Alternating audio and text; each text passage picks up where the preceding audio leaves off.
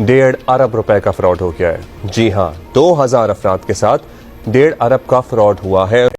इस बारे में जियो न्यूज के हमारे साथी स्कीम ज्यादा मुनाफे का लालच दिया, सादा लो आवाम से सरमाया बटोरा और फिर सब कुछ समेट कर गायब हो गए। यही पुराना खेल खेला फॉर यू रियल ट्रेडर्स ने।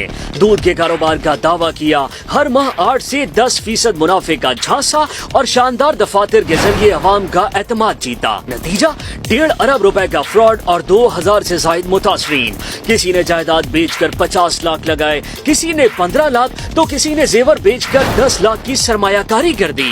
मेरे 15 लाख रुपए थे जो मैंने इन्वेस्ट किए थे, जो मेरी हक हलाल की कमाई थी, जो मैंने बहुत अरसे से कमाई। 1 मिलियन हस्बैंड की, फिर 3 लाख मेरी भी सेविंग थी। डिप्रेशन में चली गई थी।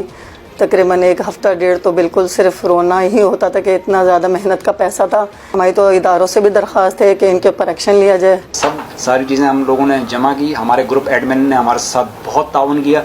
उन्हीं की तो फेल हम लोगों ने फिर नैब में हमने अपनी चीज़ें जमा कराई और उसके बाद फिर हमें कॉल अप नोटिस आए।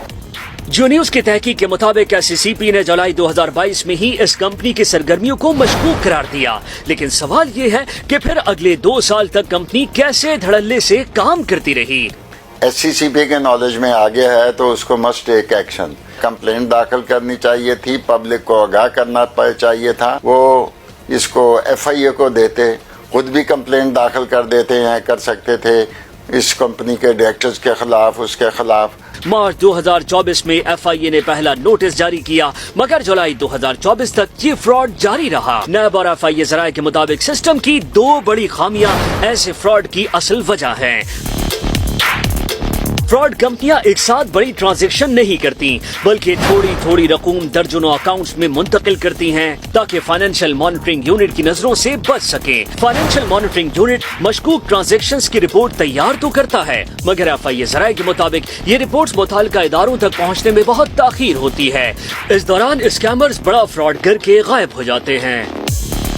SCCP फाइनेंशियल मॉनिटरिंग यूनिट समेत मुताल्लिका इदारों से ईमेल और व्हाट्सएप के जरिए राब्ता किया गया, मगर जवाब नहीं आया। ताहम माहिरीन के मुताबिक हल सिर्फ यही है कि जैसे ही मुताल्लिका इदारों को अवाम से इन्वेस्टमेंट लेने की इत्तला मिले, वो फौरी तौर पर सेंट्रलाइज सिस्टम के जरिए दूसरे इदारों तक पहुंचाई जाए। अगर ऐसा न हुआ तो अगला फ्रॉड फिर इसी तरह दोहराया जाएगा। कैमरा टीम के साथ